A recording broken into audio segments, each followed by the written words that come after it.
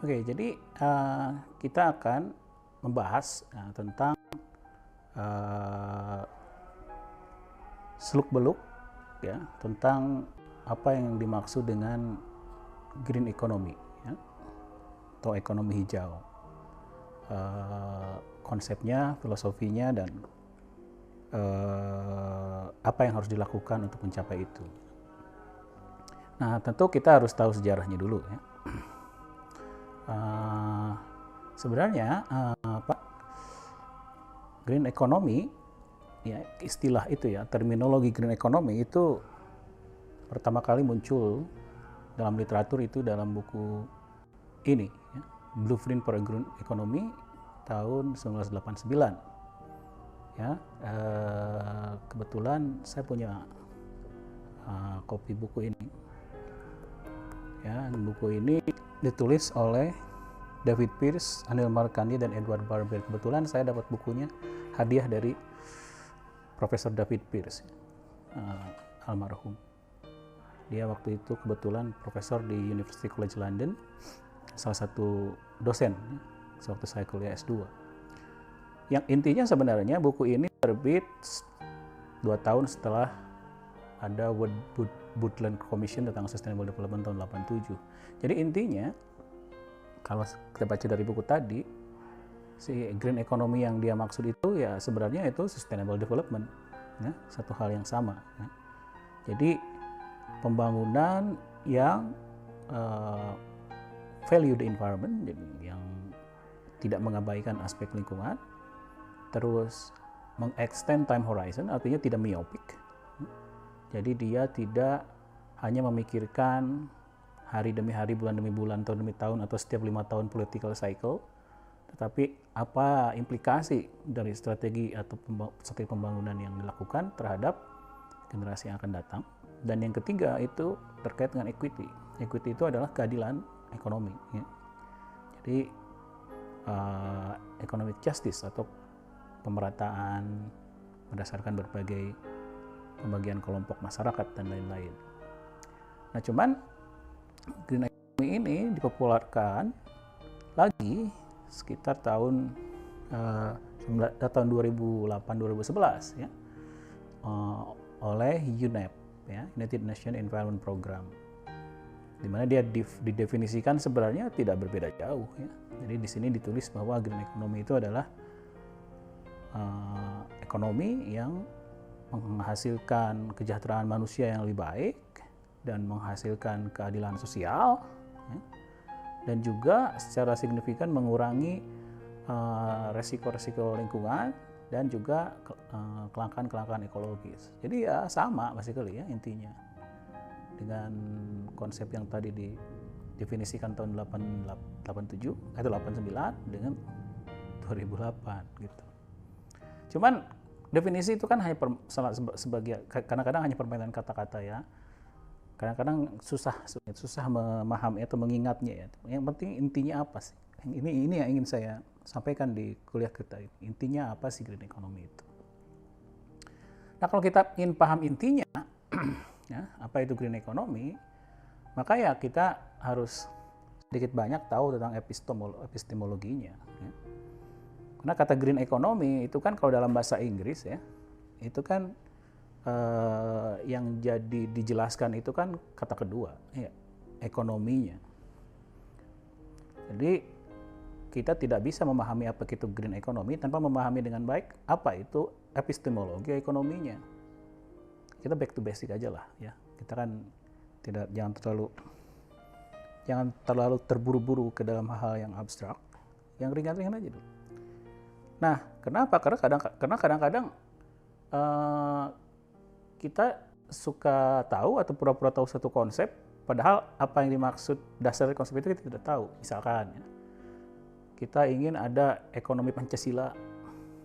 Dia pintar tentang Pancasila, tahu banyak tentang Pancasila, tapi tidak tahu dengan ekonominya ya. Bukan, harus belajar ekonominya dulu, baru ekonomi Pancasilanya seperti apa. Karena itu adalah ekonomi yang ada kaitan dengan Pancasila. Atau misalkan, saya ahli ekonomi Islam, dia dari pesantren, punya pengetahuan tentang Islam yang baik, kemudian dia ahli ekonomi Islam, tanpa memahami ekonominya sendiri, ya nggak baik gitu. Sama juga dengan green economy. Jadi untuk memahami apa itu green economy, kita harus tahu ekonomi itu apa. Karena banyak juga yang sering kurang paham dengan akurat ya, apa itu ekonomi. Karena kalau dalam bahasa Inggris ya, ekonomi itu ada beberapa kata yang berbeda tapi terkait ya. Misalkan ada economics, ada economic, ada economical. Ini ekonomi pakai Y yang kita bicarain ya. Kalau economics pakai CS itu ilmu, hati-hati ya. Itu ilmu pengetahuan, itu ilmu. Economics sebagai science. Kalau economic itu biasanya kata sifat dari economics atau kata sifat dari ekonomi pakai Y. Itu loh. Kalau economical itu ya itu rada lain. Kalau economical itu biasanya hemat gitu ya. Hemat gitu. Sesuatu yang sifatnya hemat. Nah, ekonomi pakai Y itu apa? Gitu ya. Ekonomi pakai Y itu adalah perekonomian kalau diterjemahkan dengan akurat ke dalam bahasa Indonesia.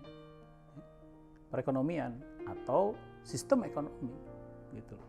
Jadi kalau kita ingin tahu green economy, kita harus tahu ekonomi yang pakai Y, kita harus tahu apa itu perekonomian, atau kita harus tahu apa itu sistem ekonomi. Ya, apa memang sistem ekonomi? Jadi sistem ekonomi itu adalah suatu sistem, ya, suatu sistem yang dibuat manusia tentunya, oke? Yang berfungsi mengalokasikan sumber daya secara optimal. Sebenarnya itu sederhana. Tidak bertele-tele, tidak terlalu teknis, tidak ini itu, tidak. Sebenarnya simpelnya ini. Suatu sistem yang berfungsi mengalokasikan sumber daya secara optimal. Nah, sekarang pertanyaannya yang harus kita pahami lebih jauh adalah apa itu sumber daya? Apa itu optimal gitu loh. Karena sumber daya ini harus dialokasikan dengan optimal gitu loh. Nah, dalam konteks sistem ekonomi yang dimaksud dengan sumber daya itu tak lain dan tak bukan itu adalah input dalam proses aktivitas ekonomi, inputnya.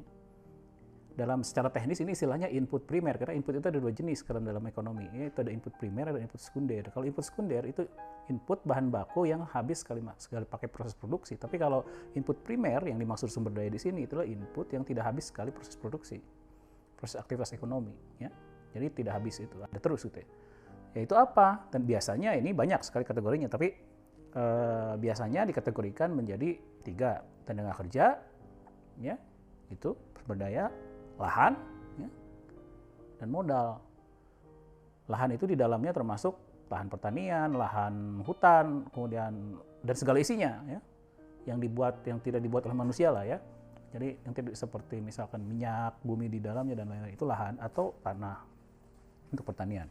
Nah, modal itu yang dibuat manusia, mesin, komputer, tapi tahan lama gitu ya. Atau misalkan jalan, bangunan gitu ya. Nah, itu modal. Nah, itu sumber daya. Jadi ini yang harus dialokasikan oleh sistem perekonomian ini. Dialokasikan kemana? Memang siapa yang dibagi-bagikan ke siapa? Dibagi-bagikan ke aktivitas-aktivitas ekonomi yang berbeda-beda. Apakah itu untuk menghasilkan barang manufacturing, apakah itu untuk menghasilkan barang-barang jasa, ataukah menghasilkan jasa pemerintahan. Jadi banyak sekali. Kenapa? Dan kita harus memahami bahwa jenis aktivitas ekonomi itu berbeda-beda, ya. Dan ini tergantung apa yang diinginkan masyarakat. Nah, itu sumber dayanya. Jadi sistem perekonomian, sistem ekonomi ini berfungsi mengalokasikan sumber daya tadi secara optimal. Nah, optimal ini definisinya apa?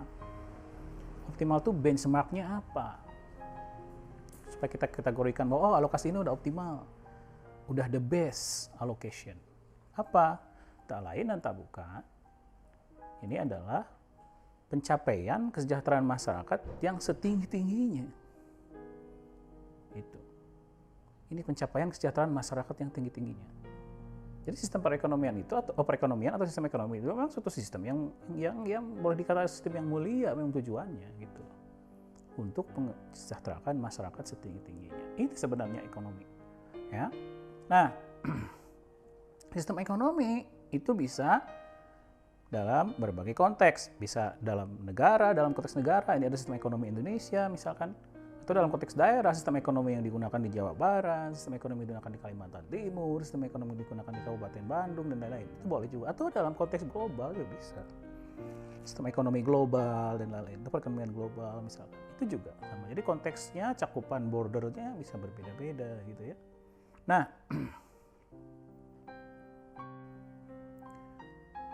emang seperti apa sistem ekonomi yang ada sekarang?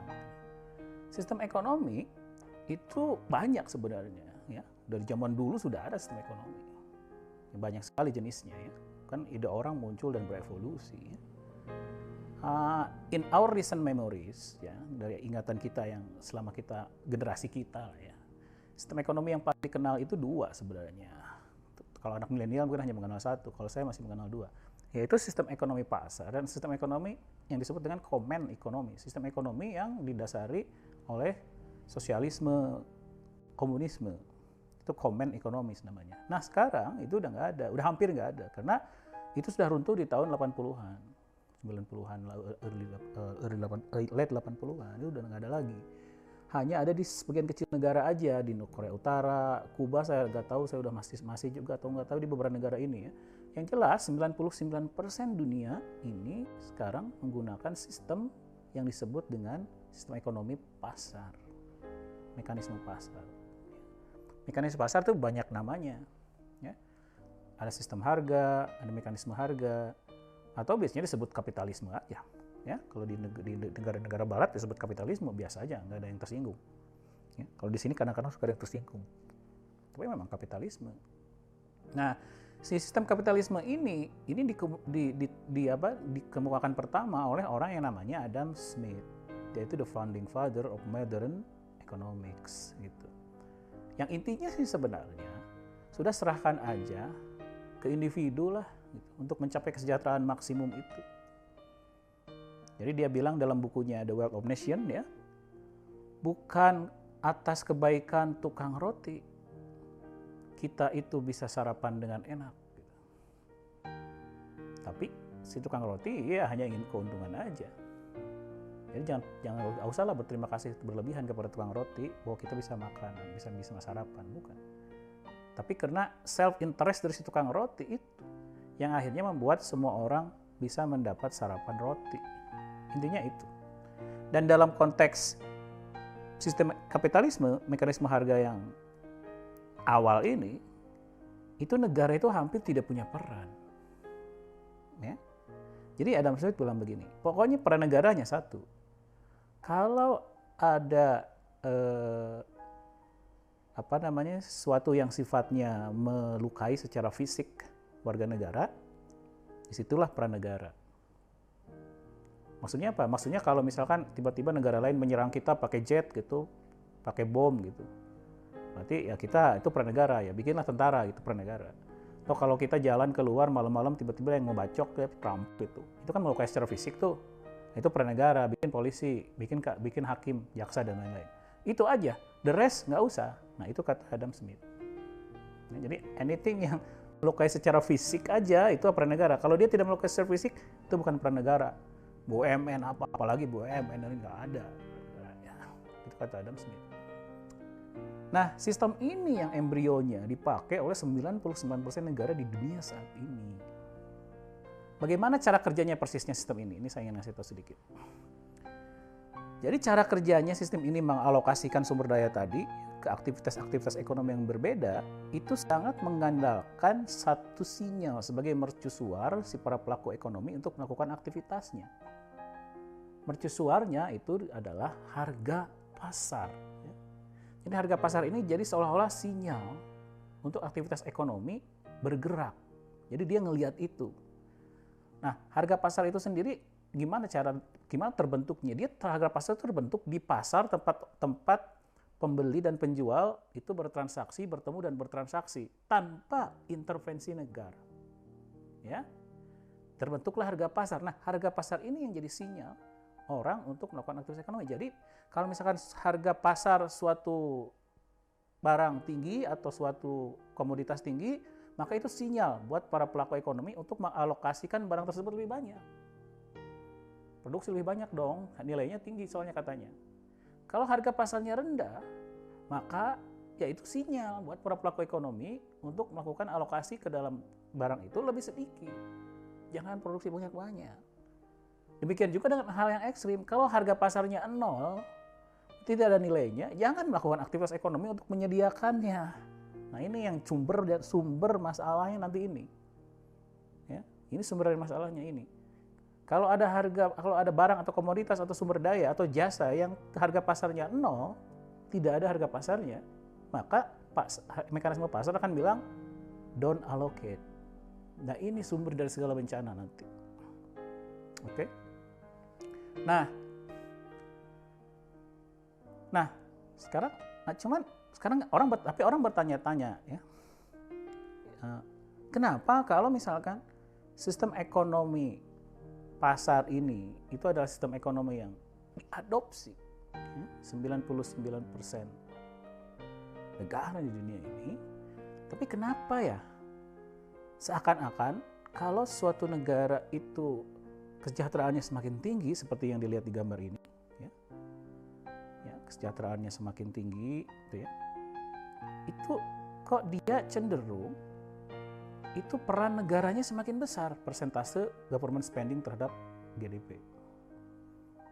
Jadi misalkan Amerika itu dia 40% negara GDP-nya itu dari pemerintah, ya. Banyak negara lain, Inggris juga banyak sekali ya. Tapi negara-negara miskin atau kita misalkan mungkin hanya 20-an% di sini kali.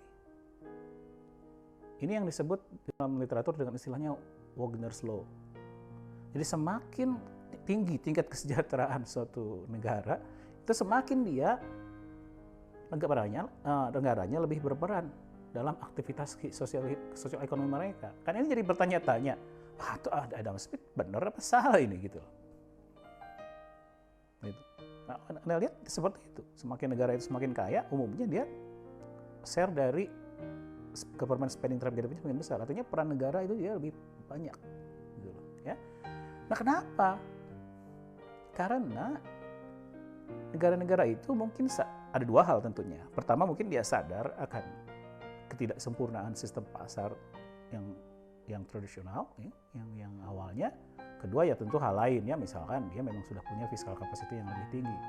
Tetapi yang jelas salah satu yang mengilhami kenapa kok negara harus berperan jauh lebih banyak daripada yang disarankan oleh Adam Smith tadi, ya, itu adalah karena sistem harga yang sifatnya free atau unregulated without government interventions itu banyak mengalami kesalahan desain. Ya. Contoh ya, ini hanya beberapa aja. Pasar itu abai terhadap keadilan. Jadi kalau suatu outcome dari sistem pasar itu baik, meningkatkan pendapatan per kapita, ya bagus. Tetapi tidak peduli siapa yang mendapatkannya, memperolehnya. Ya, ada yang bisa jadi kaya raya, ada yang sangat miskin, pasar nggak peduli. Dan dia tidak peduli dan tidak ada sistem untuk memperbaikinya. Jadi dia pertama abai terhadap keadilan pasar itu. Ya. Nah, sementara kan keadilan kan sesuatu yang desirable. Desirable itu dalam arti bahwa ya siapa sih yang tidak ingin keadilan? Ya sih? Para pendiri bangsa kita kan menempatkan keadilan sebagai hal pertama setelah kemakmuran dalam tujuan mendirikan bangsa ini. Ya, mencapai keadilan dan kemakmuran. Ya. Berarti keadilan itu sesuatu yang desirable oleh hampir semua orang, kecuali orang yang aneh. Kok nggak mau keadilan kan aneh gitu ya. Jadi itu. Kedua mungkin selain itu adalah pasar itu. Jadi yang ada di dalam kepala Adam Smith, apa yang disebut dengan pasar itu adalah pasar yang sifatnya free. Artinya semua orang bisa masuk tuh ke pasar. Kompetitif, ada saingan. Kalau di pasar itu tidak ada persaingan, maka pasar itu disebut dengan tidak sempurna, imperfect market. Dan kalau kejadian kayak gitu, imperfect market bisa karena berbagai hal. Salah satunya misalkan karena ada monopoli, ada barrier to entry, ya, ada licensing dan lain-lain. Itu monopoli. Berarti pasarnya tidak ada kompetisi. Kalau tidak ada kompetisi, itu outcome yang seperti diharapkan Adam Smith untuk mencapai kesejahteraan masyarakat itu bubar, gitu. Ya, nah. Dan dia tidak bisa menyempurnakan dirinya sendiri. Jadi kalau ada monopoli, kalau ada kartel, kalau ada mafia beras dan lain-lain, itu pasar tidak bisa untuk menyelesaikan hasilnya. Ya? Nah itu yang kejadian. Kemudian Nah, pasar juga tidak bisa menciptakan pasar sendiri kalau misalkan tidak ada insentif untuk para pelaku pasar untuk membuat atau memproduksi pasar itu karena berbagai faktor. Misalkan ya, barang publik ya.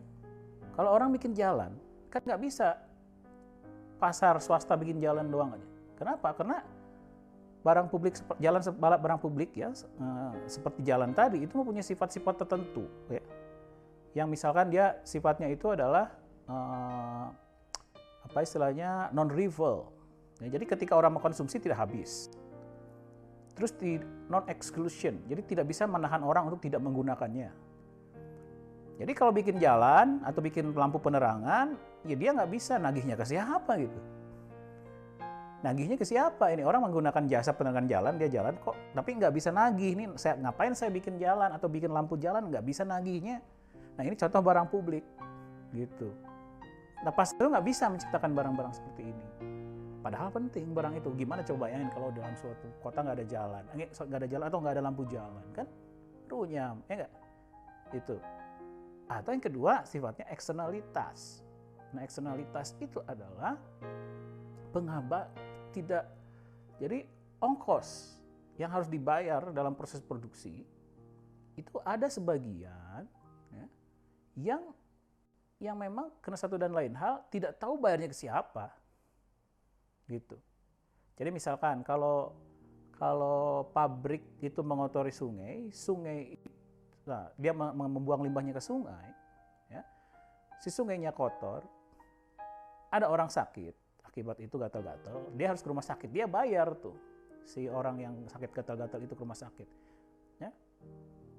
Tetapi ongkos itu tidak ada dalam sistem akuntansi si perusahaan. Tidak ada itu dalam akuntansi perusahaannya. Biaya produksi, biaya tenaga kerja, biaya membayar salep dari masyarakat yang kena gatal-gatal akibat limbah itu tidak ada, gitu loh. Itu eksternalitas namanya, negatif. Nah, ini sehingga apa? Sehingga seolah-olah suatu barang diproduksi murah, padahal tidak, gitu loh. Sehingga apa? Sehingga barang ini seolah-olah menguntungkan karena harganya tinggi, biayanya rendah. Kalau harganya tinggi, biayanya rendah kan menguntungkan. Nah ini sinyal buat orang untuk ayo produksi yang banyak, rame-rame produksi. Nah ini kan salah. Karena apa? Karena dia ongkosnya tidak sepenuhnya dimasukkan dalam accounting perusahaan. Nah ini disebut eksternalitas, gitu loh. Ini membuat barang yang tidak seharusnya di-provide sebanyak itu menjadi di-provide terlalu banyak. Gitu. Nah ini eksternalitas. Nah pasar tidak bisa mengkoreksi hal ini sendiri. Dan yang terakhir, mungkin contoh yang terakhir adalah pasar juga tidak bekerja dengan baik kalau ada asymmetric information. Asymmetric information itu informasi tentang suatu barang hanya dimiliki sempurna oleh satu pihak, pihak lain tidak. Ya, itu banyak. Nah, contoh yang sederhana ya mobil bekas itu kan yang tahu cuma pemiliknya, yang beli kagak tahu isinya apa gitu. Nah itu asymmetric information. Ya. Nah ini jadi banyak. Nah kemungkinan besar si negara-negara yang tadi mempunyai peran pemerintah yang lebih banyak dari negara-negara lain itu, ya, itu sadar bahwa pasar itu tidak sempurna karena hal-hal ini sehingga ya harus diregulasi dan pasar harus dan negara harus berperan lebih banyak. Oke, nah itu yang menjadi. Nah, oke sekarang optimalnya sendiri gimana sih persisnya? Bentar.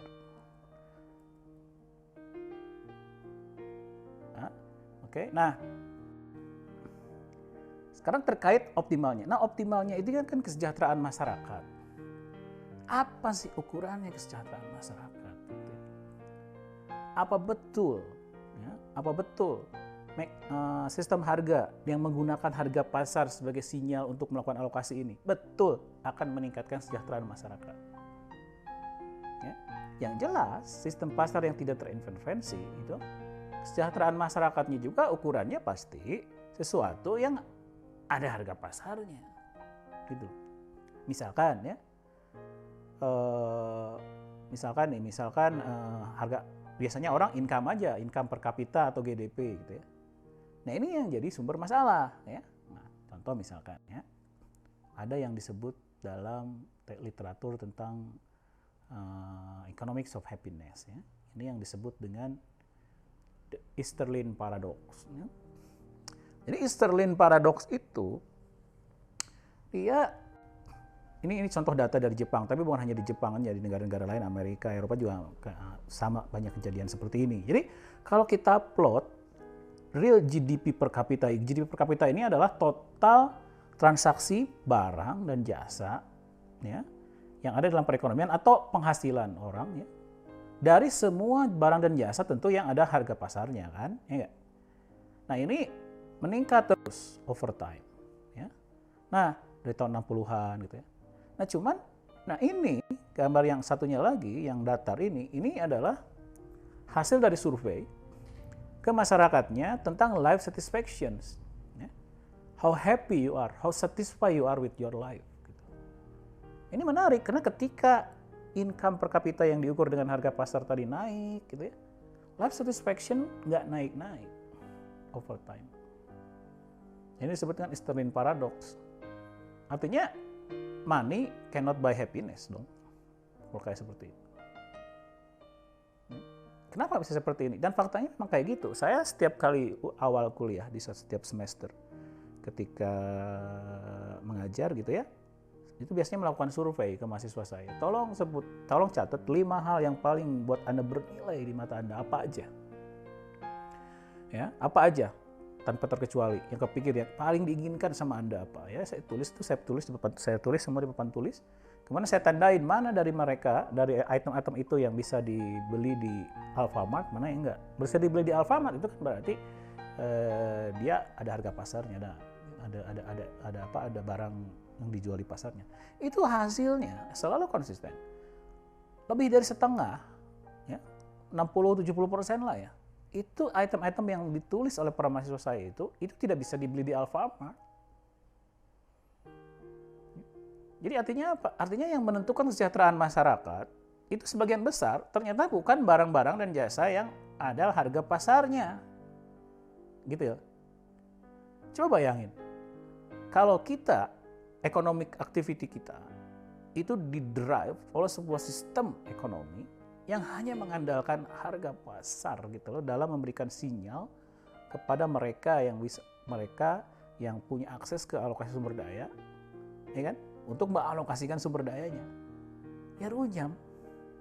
Jadi ini sebenarnya akal dari permasalahan-permasalahan, termasuk permasalahan-permasalahan lingkungan yang kita hadapi, gitu loh. Ini akarnya, gitu. Nah, jadi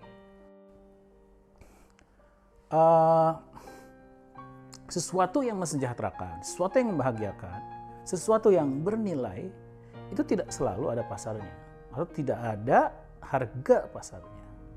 Jadi kita harus bedain nih nilai dengan harga pasar. Yang kita pedulikan adalah kesejahteraan. Yang berarti nilai, the value, how value, seberapa bernilai sesuatu buat kita. Bukan harga pasarnya. Ya. Nah, contoh, ya misalkan ini banjir bandang di Garut tahun 2016, 34 orang meninggal. Ini disebabkan kenapa? Karena das Cimanuk itu di hulu dirusak. Kenapa kejadiannya? Kejadiannya karena sama. Jadi ketika masyarakat yang mempunyai akses ke hulu di das tersebut, gitu ya, itu dia punya pilihan. Ya. Ini awalnya pohon, ya kan, hutan yang berfungsi sebenarnya ada fungsinya, dia membuat water regulation supaya tidak ada banjir, longsor dan lain-lain kan. Nah, cuman buat mereka, di mata mereka yang punya akses ke sumber daya tadi, ini sumber daya nih, lahan kan tadi sumber daya, ya enggak? Mengalokasikan lahan ini ke dalam fungsi yang berbeda-beda. Dia punya pilihan. Menjadikan lian pohon tetap yang mempunyai fungsi sebenarnya sebagai water regulation, atau ganti jadi wortel, nanam wortel atau kol. Nah, yang jadi pertanyaan adalah kalau jasa lahan ini untuk melindungi dari banjir, berapa harganya, harga pasarnya? Nggak ada harga pasarnya, 0. Kalau wortel ini berapa harga pasarnya? Ada. Ya jelas lah itu keputusan yang dilakukan karena dia ada dalam sistem ekonomi pasar. Yang dia lakukan adalah mengkonversi itu lahan di hulu dari yang asalnya hutan yang punya fungsi melindungi banjir tetapi tidak ada harga pasarnya, jasa perlindungan banjir ini, menjadi perkebunan wortel atau kol yang jadi ada harga pasarnya. Jadi memang harga pasar dari Das Cimanuk dalam melindungi banjir ini nol, tapi nilainya ada berapa? Nilainya ya gede banget. Coba kalau dihitung dalam uang bisa nggak 34 orang meninggal ini? Ya, atau misalkan kalau di Jakarta, berapa sih harga jasa ekosistem di hulu ya, di Jakarta, itu yang di Bogor dan sekitarnya itu, untuk meregulasi air supaya Jakarta nggak kebanjiran. Ya. Nah ini nilainya besar sekali, karena akibat dari banjir ini triliunan rupiah, ya, triliunan rupiah itu harus keluar kerugiannya. Berapa akibat banjir ini? Ya. Jadi ada nilainya. Tetapi apakah harganya ada harga pasarnya? Tidak ada. Nah, ini yang jadi problem gitu. Oke. Jadi kesimpulannya ya, kesimpulan pertama itu adalah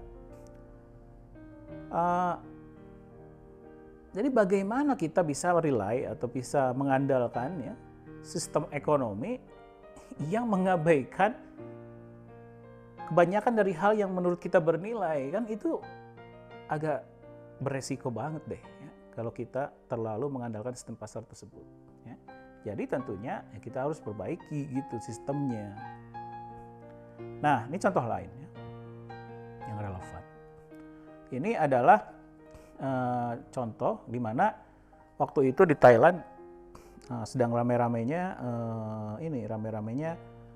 bikin tambak udang ya, di pesisir. Ya. Sementara di pesisirnya itu di Thailand itu ini dari hasil penelitiannya Edward Barbier. Sementara di pesisir itu ada bakau, ada mangrove gitu ya. Kalau pilihannya sekarang, apakah pesisir ini itu saya konversi dari hutan bakau menjadi tambak udang, atau saya biarkan aja menjadi hutan bakau?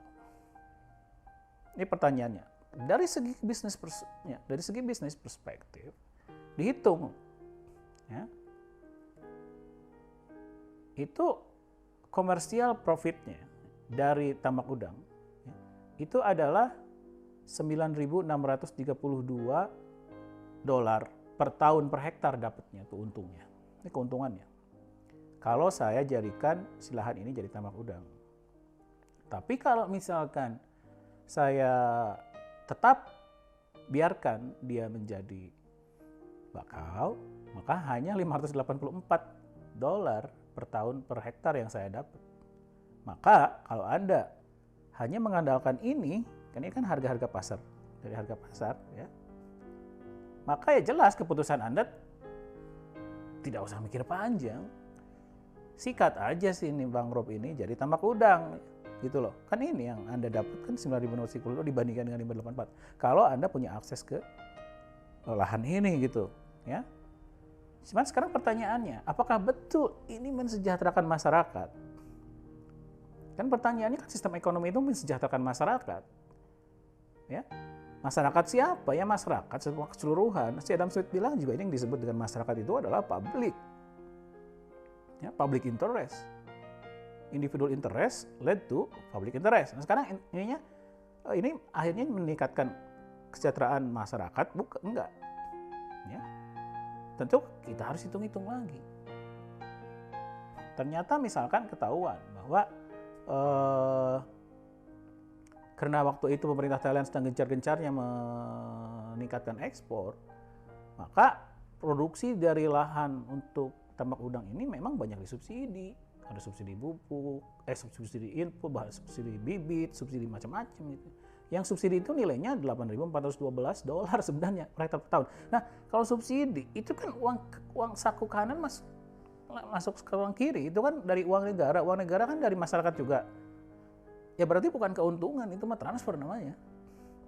Jadi sebenarnya perbandingannya nggak sebesar 9 dibanding 1, tapi ya mirip-mirip. Yang 1.584, yang satu 1.220. Hal sederhananya nggak usah pusing-pusing dulu. Ini dibiayai siapa dulu itu? Kalau dibiayai uang negara, lain ceritanya. Ya. Karena uang negara punya alternatif use yang mungkin lebih berguna gitu. Nah, belum kalau misalkan kita masukkan aspek seperti jasa ekosistem,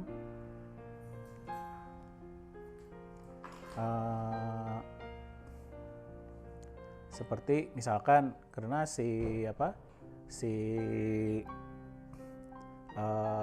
mangrove ini kan tempat berkembang biaknya ikan. Nah, ikan ini dia jadi dalam konteks ekonomi sebenarnya dia tuh menyediakan jasa perkembangbiakan ikan atau membuat ikan berkembang biak. Karena ini jasanya. Cuman si jasa ini itu tidak ada yang mengelola, karena yang mengelola alam. Sehingga jasa ini tidak ada yang ngejualnya, tidak ada agennya gitu loh. Jadi tidak ada harga pasarnya, tapi jasanya ada gitu loh. Ada nilainya enggak? Ada nilainya, bisa dihitung nilainya. Ya, economic return from mangrove including fish nurseries itu adalah $987 per hektar per tahun. Ini nilainya dinikmati siapa? Ini dinikmati nelayan dong. Ya, nelayan menikmati. Kalau itu hilang, nelayan hilang, rugi segitu. Ya, jadi untuk mempertimbangkan ini udah beda. Sekarang udah kalah tuh. Alternatif penggunaan sebagai tambak udang udah kalah sama sebagai mangrove doang. Nggak usah kemana-mana dulu. Apalagi kalau kita pertimbangkan hal lain. Misalkan kita harus pertimbangkan restoration cost. Karena tambak udang itu kalau mau di-restore balik kan, kalau kita kan biasanya kan proyek-proyek itu kan harus di-restore sumber daya. Karena rusak. Kalau rusak kan harus dibalikin tuh. Ininya fungsinya, fungsi ekosistemnya dan lain-lain. Itu nilainya 9.318. Ya. Atau misalkan yang paling gede sebenarnya itu adalah fungsi dari si mangrove untuk memproteksi masyarakat pesisir terhadap badai. Kalau ada badai, si bakau itu dia melindungi supaya si air tidak ke darat gitu loh. Ya. Kalau sampai ke darat tuh air itu yang terjadi ya lah bangunan rusak. Berapa nilainya bangunan rusak? Itu kan bisa dihitung. Kalau mangrove ini hilang,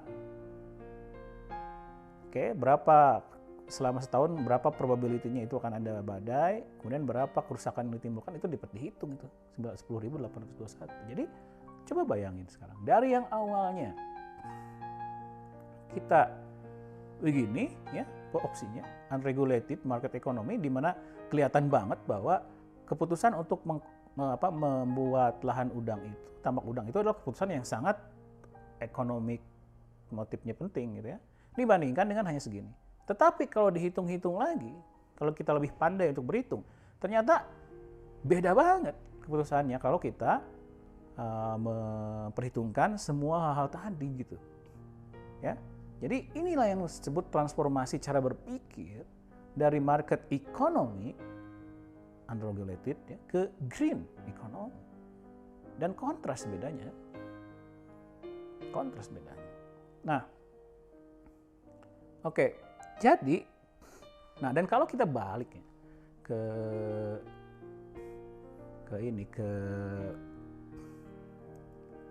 ke definisi-definisi yang ada di literatur tadi, memang ya intinya itu.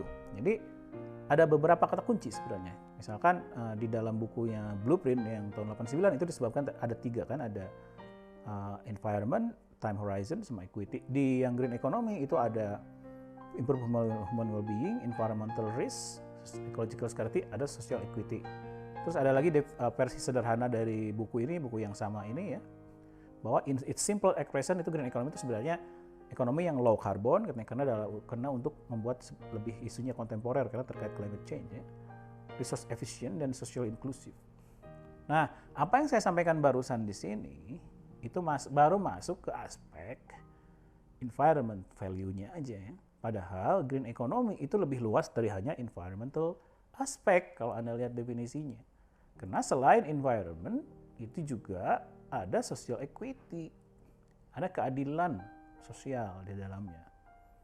Ya, jadi bukan hanya tentang lingkungan. Oke, sekarang kalau kita mau masukkan juga keadilan sosial dalam konteks green economy, maka ini sebenarnya sudah didefinisikan lebih awal lagi oleh Brundtland Commission ya. UN tahun 87 ini namanya Sustainable Development dalam laporannya ini. Jadi Sustainable Development itu memang kan development that meets the need of the present without compromising the ability of future generation to meet their own needs. Jadi pembangunan yang memenuhi kebutuhan masyarakat kita sekarang, tentu di sini secara implisit masyarakat tuh kita generasi sekarang itu ya semua tak terkecuali dan inklusif dan adil, juga tanpa mengurangi kemampuan kita untuk meningkatkan kesejahteraan anak cucu kita itu sebenarnya. Nah ini dilanjutkan agendanya sebenarnya ya ke MDGs ya, kemudian ke SDGs. Ya, saya nggak akan banyak bicara panjang lebar tentang ini, tapi sebenarnya green economy itu menginspirasi transformasi dari MDGs ke SDGs. Ya. Karena kalau MDGs itu lebih banyak hanya ke development outcome ya, yang sifatnya health, education dan lain-lain. Ada lingkungan tapi tidak begitu ditekankan. Nah, di SDGs di sini ditekankan ya. Ada ketimpangan, keadilan sosial, gender equality, sama menambah banyak aspek-aspek yang sifatnya lingkungan. Banyak tuh dari mulai misalkan nomor 12 SDG sampai nomor 15 itu semua aspek lingkungan. Kalau di MDG hanya nomor 7 aja lingkungannya. Kalau di SDG itu ada 4 minimal yang jelas. Bukan 4 malah lebih ya, nomor 11 juga udah masuk lingkungan karena dia sustainable cities, communities gitu ya. Itu juga sustainability. Nah, tapi kalau saya boleh merangkum isi SDGs dalam satu kata aja. Saya punya kata tersebut yang paling mewakili ya. Kalau dikaitkan dengan sustainable development, apa kata itu? Keadilan. Ya. Karena dalam SDG, dalam sustainable development goals, ya, terutama itu penekanannya ada di situ. Cuman keadilan ini harus dilihat dalam dua konteks. Karena keadilan itu bisa keadilan intragenerasi, jadi keadilan antar satu generasi yang sama. Keadilan kita antar saya dengan Anda ada, keadilan antara orang kaya dan orang miskin, keadilan antara orang yang hidup di kota dan di desa, keadilan antara orang hidup di Papua dan di Jakarta, itu keadilan intragenerasi. Nah itu ada semua di dalam SDGs. Tetapi di SDG ada juga keadilan antar generasi. Keadilan antar generasi itu adalah keadilan antar kita sekarang dengan anak cucu kita. Ini yang berat sebenarnya. Karena kalau ketidakadilan antara Jakarta dengan Papua, orang Papua masih bisa protes. Dia bisa demo. Tapi kalau keadilannya antar generasi, kita tidak adil sama generasi penerus, generasi cucu kita. Mereka nggak bisa demo.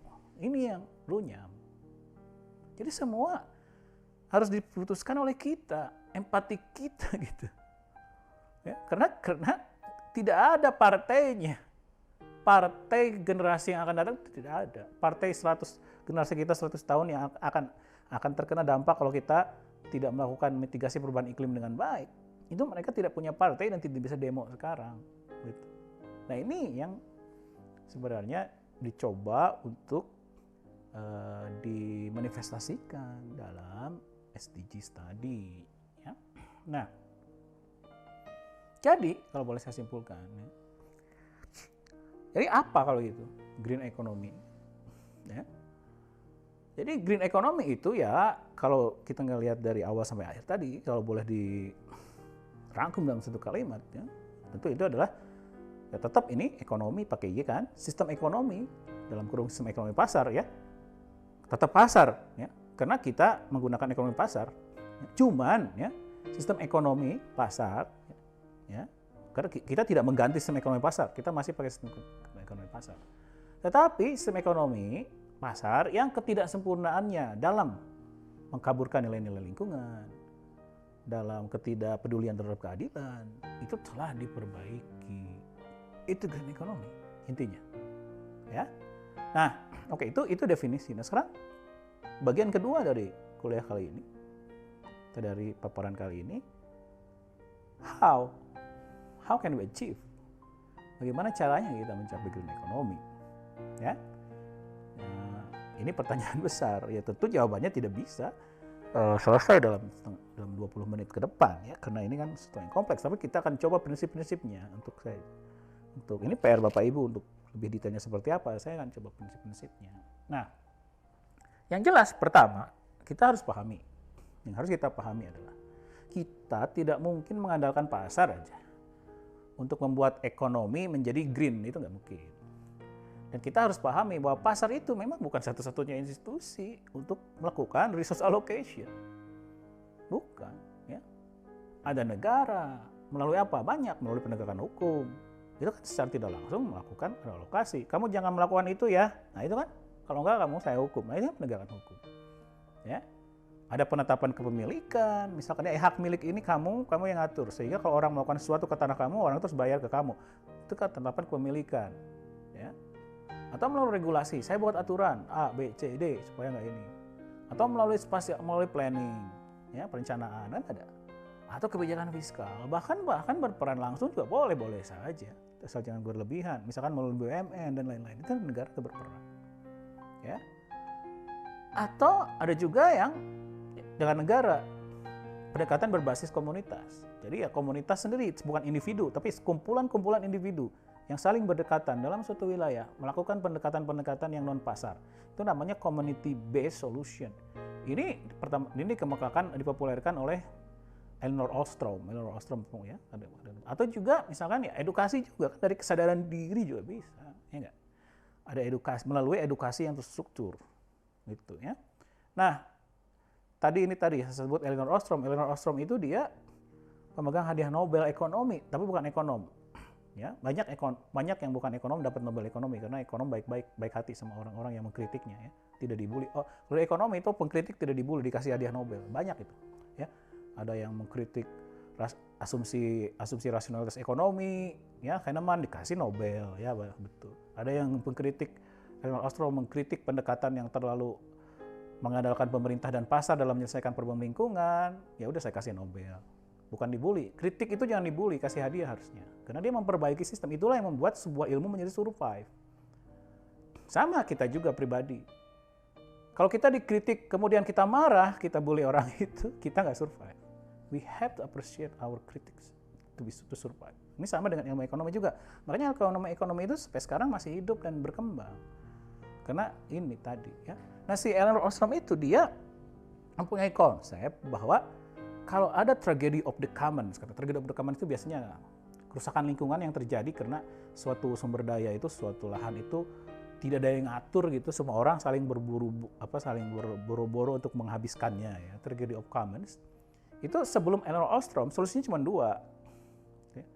Either privatize, ya udah kasih kepemilikan aja sama satu orang, dua orang individu selesai. Atau negara ambil gitu. Nah kata, loh kok Elinor bilang, loh kok harus ekstrim kayak gitu sih? Nggak ada jalan tengah gitu. Nah, Elinor bilang, coba biarin aja sih masyarakat itu sebenarnya berdiskusi, ya, berorganisasi, bikin apa kek, koperasi atau apa kek. Itu ternyata bisa juga menyelesaikan permasalahan itu. Ya. Nah ternyata, dan dia ditunjukkan tuh dengan berbagai bukti-bukti empiris, ya, studi kasus dan lain-lain. Akhirnya dia idenya diterima dan dapat Nobel. Nah ini juga salah satu untuk menyelesaikan green economy tanpa intervensi negara, tanpa mengandalkan sektor swasta. Ya. Nah, terus tapi apapun itu caranya, yang pertama, yang penting untuk dilakukan itu tadi kan adalah untuk mengatasi masalah tidak kelihatannya nilai-nilai ekosistem ke dalam konteks ekonomi pasar. Ya. Jadi kita harus disclose, membuka ya, nilai-nilai ekonomi alam yang awalnya invisible itu menjadi diketahui. Gitu. Nah ini saya sarankan Bapak Ibu untuk Google ya, ini Pavan Sukhdev itu lead author dari UNEP Green Economy Report yang tahun 2008, dia ada TED Talk-nya, jadi Bapak Ibu bisa untuk lihat sendiri, itu dia mengemukakan ini. Jadi bahwa cara yang penting untuk sebuah green economy itu kita harus sadarkan diri kita bahwa sumber daya jasa ekosistem yang secara harga pasarnya tidak ada, sebenarnya mempunyai nilai ekonomi, cuman ketutup sama kegagalan-kegagalan pasar untuk melihat itu. Jadi hal yang pertama harus dilakukan adalah disclose the nature. Tunjukkan berapa nilainya. Kalau perlu dalam dolar, dalam rupiah nilainya, supaya bisa dibandingkan. Nah, ini yang disebut dengan economic valuation. Gitu loh. Ya, jadi dan ini terbukti sering efektif. Contoh misalkan ya, kalau Bapak Ibu pernah dengar ada yang namanya Nicholas Stern. Ya. Dia terkenal karena apa yang disebut dengan Stern Review. Ya, Stern Review on the Economic of Climate Change. Nah, si Nick Stern ini, dia mengedepankan pentingnya economics ke dalam science of climate change. Jadi dulu, sebelum tahun 2006-an ya, sebelum ada Stern Review, itu sebenarnya bahayanya perubahan iklim. Itu saintis-saintis dari berbagai disiplin ilmu, itu sudah mengemukakannya. Bahayanya ini, itu, jurnalnya ini, itu, penelitiannya ini, itu sudah mengemukakannya. Tapi orang kok kelihatannya kok nggak begitu peduli gitu ya. Tapi ketika seorang Stern membuat buku ini, membuat report ini, kok tiba-tiba tahun 2006 isu climate change itu menjadi booming lagi. Sederhana sebenarnya. Karena Stern mengintroduce economics dalam ini. Jadi, nah ini sebenarnya udah ada. Jadi, kalau misalkan science itu sekarang sudah sampai kepada menyimpan probability ya. Jadi sekarang itu katanya 50% chance itu sudah sangat mungkin 50-50 bahwa tahun 2050 itu kita akan mengalami kenaikan 4 derajat Celcius global temperature. Apa yang akan terjadi? Yang akan terjadi ini pertanian akan jatuh produktivitasnya, kemudian laut akan meningkat permukaannya, spesies akan mengalami extinction, terus badai akan semakin banyak, kebakaran hutan akan semakin banyak, kekeringan akan semakin banyak, banjir semakin banyak, heat waves akan semakin banyak. Ini ada scientific basisnya. Tetapi yang dilakukan Stern adalah mentranslasikan ini ke dalam bahasa uang sebenarnya. Dan orang itu ketika dia ditranslasikan ke dalam bahasa uang, biasanya otaknya jadi tiba-tiba jadi lebih cerdas kalau ada uangnya gitu loh. Ya. Jadi Stern bilang, oke, kalau kita mengalami peningkatan perubahan suhu 2-3 derajat, itu kita akan mengalami penurunan GDP sampai 3%, sekian dolar. GDP itu kan dolar, didolarin sama dia.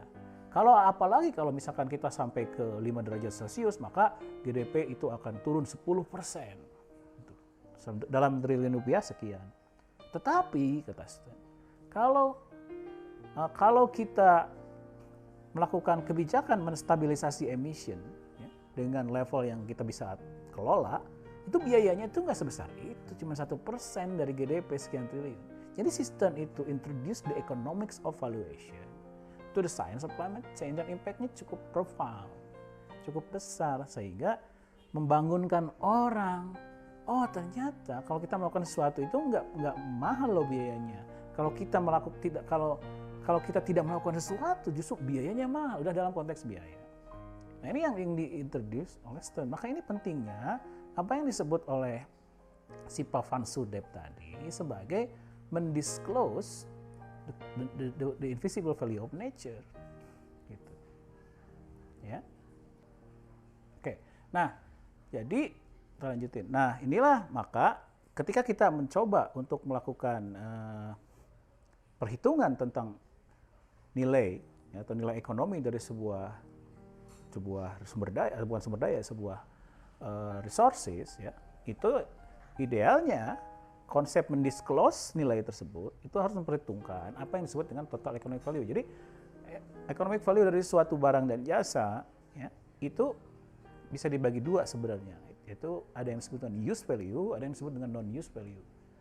Nah, use value itu adalah memang karena kita menggunakannya gitu loh. Nah, ini pun ada 3 jenis ya. Ada direct use values. Direct use value itu misalkan hutan kita pakai untuk rekreasi, hutan kita pakai pohonnya untuk kita tebang, itu direct use value. Tapi ada juga yang indirect use value, hutan sebagai carbon sequestration, hutan sebagai water regulation, sebagai pengendali banjir, itu indirect use values. Tetap use value. Atau ada option value. Option value itu hutan ini saya nggak akan pakai sekarang, tapi pakai nanti lah. Gitu. Mungkin saya belum kepikir sekarang mau dipakai apa, tapi saya yakin ini akan ada gunanya nanti. Itu option value. Jadi bayangin ekonomi pasar itu biasanya hanya mengcover aspek yang ini doang, gitu.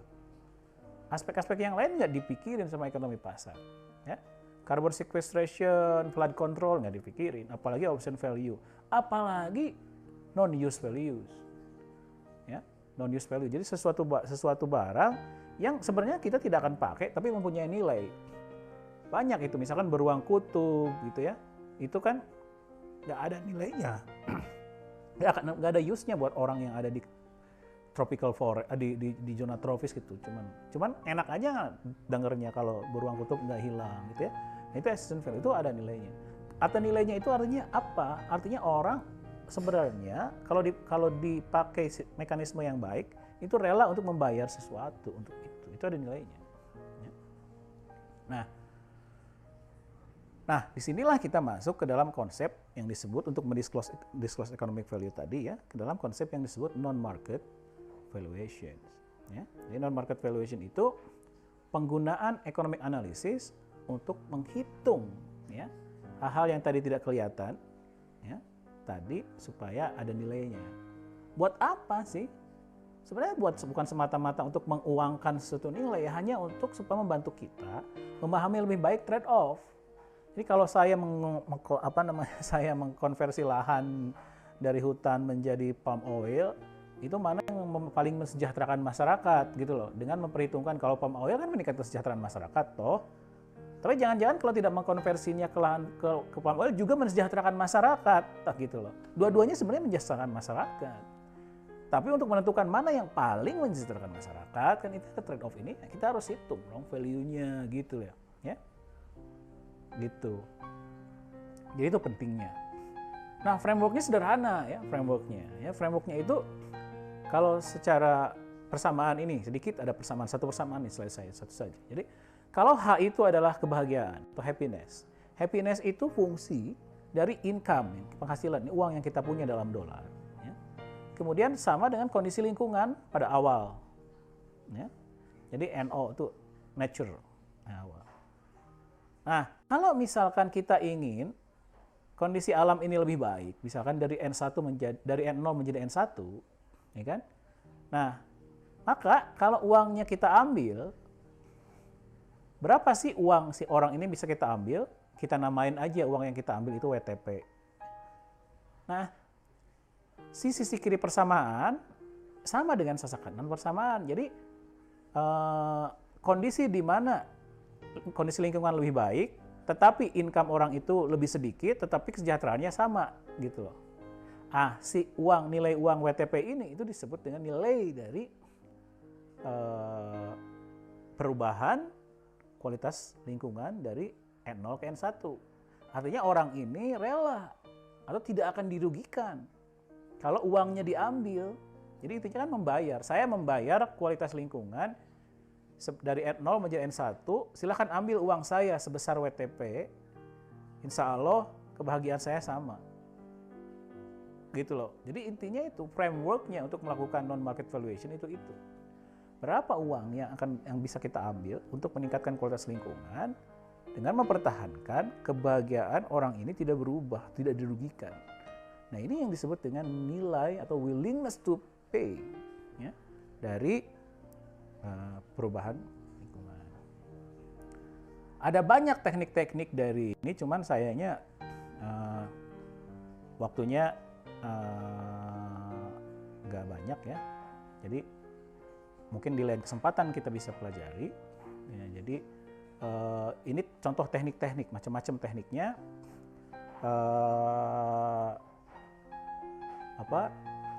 Untuk melakukan itu ini perlu sesi lain ya. Tapi yang jelas yang ingin saya share adalah bahwa teknik-teknik ini, metodologi-metodologi ini sudah cukup ajak gitu ya. Jadi sudah cukup ajak dan sudah cukup robust dan biasa dipakai. Jadi ada ilmunya lah kira-kira gitu. Nah, oke, setelah nilai itu kita disclose, ya, kita bisa gunakan untuk memutuskan ya kita lakukan perubahan lahan atau tidak, misalkan kita lakukan memilih aktivitas ekonomi yang mana yang baik atau tidak. Kemudian kalau kita sampai pada kesimpulan misalkan harus kita kurangi konversi lahan dari hutan menjadi sawit misalkan. Kalau kita harus putuskan ternyata mobil yang ada di kota terlalu banyak, ya, karena sudah tidak mensejahterakan masyarakat lagi. Kalau kita sudah menggunakan informasi-informasi tadi untuk memutuskan hal-hal demikian, ya. Sekarang pertanyaannya, bagaimana caranya kita memaksa dalam tanda kutip para pelaku ekonomi untuk melakukan hal seperti yang kita inginkan tadi, gitu loh.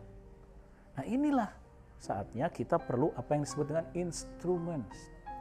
Jadi instruments itu adalah alat, ya, alat yang dalam tanda kutip memaksa pelaku ekonomi untuk menyesuaikan perilakunya supaya mencapai sesuatu yang setelah kita hitung tadi itu kesejahteraan masyarakat optimum setelah memperhitungkan tadi nilai-nilai ekonomi lingkungan dan lain-lain. Ya. Nah, apa saja instrumen? Ini siapa yang pegang instrumen? Ya, bisa negara, bisa institusi, ya, dan lain-lain. Nah, ada dua jenis instrumen untuk mempengaruhi perilaku orang, ya, dalam sistem ekonomi pasar, ya, supaya dia bisa merubah perilakunya. Itu ada ekonomi yang disebut dengan instrumen ekonomi, dan yang disebut dengan instrumen non ekonomi. Ya, instrumen non ekonomi itu banyak. Misalkan nih saya contoh 3 aja, regulasi, membuat undang-undang yang menyatakan bahwa kamu harus melakukan moratorium konversi lahan hutan menjadi sawit sampai tahun sekian-sekian. Itu regulasi. Apakah itu ekonomi? Sebenarnya nggak begitu ekonomi karena regulasi aja. Ya. Atau spatial planning, kita melakukan merubah RT RW dan lain-lain, ya. Nah, ini juga non ekonomi sifatnya. Atau misalkan moral suasion melalui pendidikan, ya, itu juga non ekonomi, bahwa kamu jangan harus berhemat energi dong, ya enggak, dan lain-lain, karena kalau enggak bla bla bla bla. Itu moral suasion. Itu di banyak society cukup efektif, ya. Nah, cuman yang satu lagi itu yang disebut dengan economic instrument. Kalau economic instrument itu banyak, ya. Ada liability laws. Liability laws itu siapa yang ngerusak dia bayar sebesar kerusakannya. Itu economic instrument. Karena membuat insentif kepada orang itu untuk berhati-hati. Lah, kalau gua melakukan kerusakan sebesar A, maka saya harus bayar sebesar ini kerusakannya. Kalau enggak saya dituntut di pengadilan. Nah, maka dia merubah perilakunya. Atau property right aja, ya udahlah kasih aja property right dan otoba itu ke si A supaya dia mengelolanya dengan baik gitu loh. Itu property right. Atau green goods. Green goods itu misalkan saya misalkan memberikan pemahaman kepada konsumen bahwa kalau kamu membeli suatu barang ini ramah lingkungan. Kalau membeli kopi ini tidak merusak hutan misalkan. Nah, itu juga yang disebutkan green goods. Ini cukup efektif di beberapa society, terutama di negara-negara maju, ya. Atau ada pajak dan subsidi. Kalau orang melakukan polusi kita pajak. Kalau orang mengeluarkan emisi karbon kita pajak, namanya carbon tax. Kalau saya mau bikin geothermal subsidi dong, itu namanya renewable energy subsidi. Nah, itu tax and subsidies, ini fiscal instruments. Atau misalkan ada yang disebut dengan marketable permit. Kita kasih izin, kita cap, misalkan emisi karbon itu nggak boleh lebih dari sekian. Siapapun yang mengeluarkan emisi karbon harus punya izin. Izinnya per 1 ton satu surat misalkan. Dan surat itu boleh diperjualbelikan misalkan. Nah, itu carbon trading itu udah ada. Atau deposit refund system. Deposit refund system itu kalau kamu beli baterai, maka harga baterainya 10.000 tambahin jadi 12.000. 2.000-nya itu deposit. Nah, uangnya akan dikembalikan kalau dia mengembalikan baterainya ke kami karena kami akan buang itu recycle. 2.000-nya dibalikin lagi. Nah, itu deposit refund system. Ya. Atau payment for ecosystem services, PES. PES itu adalah membayar orang atau masyarakat yang mengelola hulu, ya, yang supaya tetap memberikan jasa lingkungan, ya, kepada yang di hilir misalkan. Misalkan perusahaan air minum membayar masyarakat yang tinggal di hulu yang ada mata airnya supaya dia tidak merusak hutan yang ada di situ supaya airnya tetap bersih atau tetap ada debit airnya. Ya. Nah ini payment per ecosystem services, dibayari gitu loh. Ini udah banyak dilakukan. Nah ada juga dalam konteks ini ada juga misalkan hal-hal lain yang membantu proses ini ya. Misalkan AMDAL, kajian lingkungan hidup strategis, KLHS ya.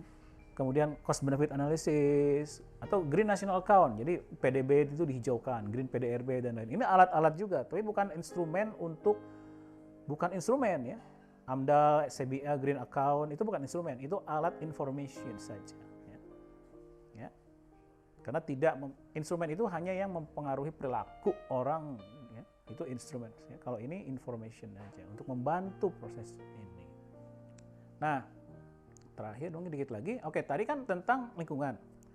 Nah, sekarang basically yang kita bicarakan barusan itu hanya terkait dengan lingkungan yang sifatnya kan hanya intragenerasi, dalam satu generasi aja. Cuma ada orang yang dirugikan karena kerusakan lingkungan, keluarganya sendiri, tapi dalam satu generasi. Bagaimana dengan misalkan kita terlalu rakus, misalkan mengambil tambang, tidak menyisakan pada generasi anak cucu kita. Ini bagaimana caranya intragenerasi, ya? Antar generasi itu. Nah, mungkin caranya kita belajar aja ya kepada negara yang saya anggap berhasil melakukannya. Ya. Negara tersebut salah satunya adalah Norwegia. Ya. Norwegia itu tahun 70-an kalau nggak salah ya, itu dia menemukan cadangan minyak di Laut Utara, North Sea. Kemudian dibagi dua dengan Inggris. Ya. Nah, jadi ketika tahun 80-an itu Norwegia itu sebenarnya tidak lebih kaya dari Arab ya. Per capita income-nya di sini lihat. Ketika dia menemukan minyak, ya nanti ini menemukan minyak nih. Nah, ini dia temukan minyak, mulai ada. Kemudian dia berhasil mengalahkan Saudi Arabia dalam per capita income-nya. Ya. Saudi Arabia masih tetap mengandalkan minyak. Ya. Nah, ini udah mulai habis. Apa yang menjadi kunci keberhasilan Norwegia dalam mengelola minyaknya sehingga dia bisa seberhasil itu menjadi negara yang makmur ya? Dan adil tentunya kalau Norwegia jelas ya. Intinya jelas satu konsep. Jadi ini yang dilakukan Norwegia ya? Dengan hasil minyaknya, sesuatu yang susah untuk kita lakukan. Tapi bisa, kalau mereka bisa kenapa tidak? Jadi si Norwegia itu dia menginvestasikan 80% hasil royalti minyaknya, 80%. Itu ke foreign securities, 60% ke saham, 40% ke obligasi. 80%-nya, hanya 20% yang dihabisin, 80% enggak. Bayangin, 80% enggak dihabisin. Jadi diinvestkan. Kalau diinvestkan kan itunya emas jadi sawah, sawah jadi tanah gitu ya. Bukan dipakai dugem gitu ya. Nah, dia bikin yang disebut oil fund. Oil fund ini kan menarik nih kan. Ini minyaknya kan ada di Laut Utara jauh ya. Jadi siapa yang punya? Nggak ada kabupaten A mengklaim ini punya saya, kabupaten B ngeklaim kalau ada di Laut Utara. Ya. Jadi yang punya semua punya hak yang sama. Jadi apa ya dibagi rata ke semua orang, udah selesai. Jadi share the wealth fairly, dipakai pension fund. Jadi ketika satu orang Norwegia lahir, tanpa ngapa-ngapain juga dia sudah punya $100.000 per orang. Tanpa ngapa-ngapain dari situ. Gitu. Tanpa ngapa-ngapain dia udah punya $100. Sekarang itu dananya ini udah lama ini slide ini ya. $450 miliar sekarang itu nilainya. Bayangin. Dan ini bagus buat perekonomiannya, membuat ekonomi stabil. Mau krisis apa gue punya duit, mau ngapa? Krisis apa? Covid. Punya duit gue. Ini bermanfaat banget. Jadi si Norwegia ini dia itu bisa menahan diri dari godaan untuk menggunakan terlalu banyak uang yang diambil dari royalti sumber daya alamnya untuk kenikmatan semu yang sesaat gitu istilahnya. Nah dalam teori sumber daya alam ini ada teorinya, namanya itu Hartwig Rule. Hartwig Rule itu ekonom cukup terkenal di dunia, ya dia buku teksnya banyak dipakai. John Hartwig, ya. John Hartwig itu Amerikan ya. Dia kebetulan saya beruntung saya pernah bertemu dengan orangnya langsung ya. Nah ini waktu itu di Italia kalau tidak salah. Jadi dia bilang gini, sebuah negara ya, dia dijamin akan sustainable, ya, atau di paper ya, di paper ekonomi gitu. Kalau setidaknya kata dia jumlah royalti ya, yang diambil dari sumber daya alam itu diinvest ke dalam produce capital goods to offset. Jadi the amount of investment in produce capital need to at least offset the declining stock of non-renewable and environmental resources. Jadi intinya invest the natural resource rent, jangan consume. Itu Hardwick Rule. Kemudian dia pakai matematika dan lain-lainnya sehingga cukup kompleks. Tapi intinya sih itu. Nah, tentunya sejauh mana Indonesia melakukan ini agak berat. Ya. Sebab saya pernah membuat sebuah paper ya yang saya share di conference Asosiasi Ekonomi Lingkungan se-Asia Timur sudah lama ya, yang menghitung seberapa besar Hardwick Rule itu dipakai ya di provinsi-provinsi di Indonesia. Ya. Ini tandanya itu kalau negatif itu berarti Hardwick Rule tidak dipenuhi, kalau positif Hardwick Rule dipenuhi. Nah, yang merah itu yang negatif. Ini negara Aceh, Papua, Kaltim, ya, itu adalah daerah-daerah yang tidak yang jauh dari Hardwick Rule. Jadi pembangunannya, resources yang diambil dari alamnya itu tidak dibarengi dengan nilai investasi yang sepadan supaya tidak menutup itu. Nah ini kan artinya sama dengan kalau Bapak Ibu punya kakeknya punya sawah, sawahnya dijual, bukan dipakai kemudian oleh anaknya, oleh cucunya untuk jalan-jalan ke Eropa, beli ini, dan lain habis dalam setahun 2 tahun. Tapi kalau dibeliin emas atau dipakai untuk ngambil S2 atau S3, itu berarti Hardwick Rule gitu loh. Nah kalau enggak ya enggak. Nah itu tidak terjamin keberlanjutan. Jadi keberlanjutan pembangunan Indonesia memang tidak begitu baik kalau ngelihat dari ukuran-ukuran ini.